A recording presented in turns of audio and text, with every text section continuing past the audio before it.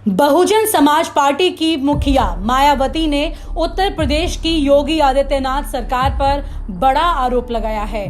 मायावती का आरोप है कि योगी आदित्यनाथ सरकार के कार्यकाल में प्रदेश में चुनिंदा जाति और वर्ग के लोगों का जमकर उत्पीड़न हो रहा है। इन सभी को झूठे आपराधिक मामलों में फंसाया भी जा रहा है।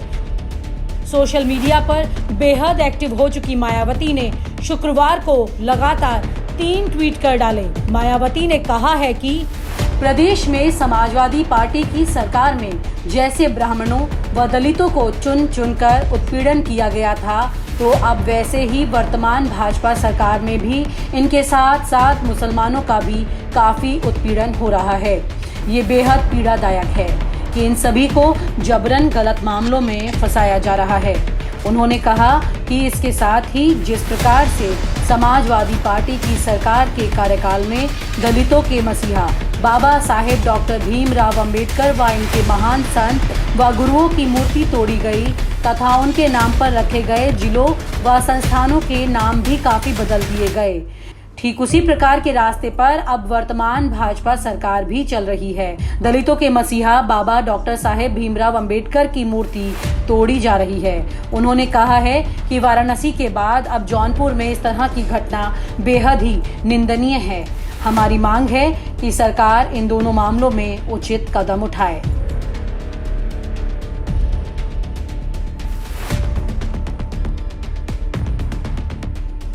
बहरहाल उत्तर प्रदेश की सियासत में जमीन पर ना नजर आने वाली मायावती अब ट्विटर के जरिए सरकार के साथ उन नेताओं को भी घेर रही है जिनकी बीजेपी से सीधी टक्कर है, या यूं कहें कि मायावती उनके सामने कहीं नहीं टिक पा रही है। मतलब ये है कि एक तीर से 2 निशाने साध रही हैं मायावती।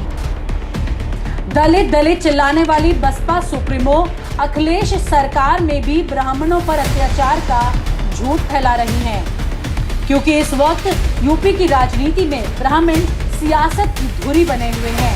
ऐसे में मायावती को ब्राह्मण तो याद आ ही रहे हैं, साथ ही मुसलमानों की भी रहनुमा बनने की वो पूरी कोशिश कर रही हैं।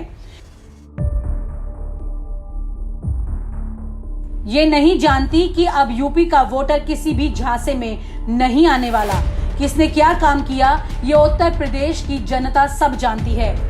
साथ ही आपको याद दिला देते हैं 2007 का वो वक्त जब मायावती ने सत्ता में वापसी की थी, वो भी ब्राह्मण वोट के सपोर्ट से। कुछ इसी तरह से मायावती अब इतिहास के उन पन्नों को वापस से नया करना चाहती हैं।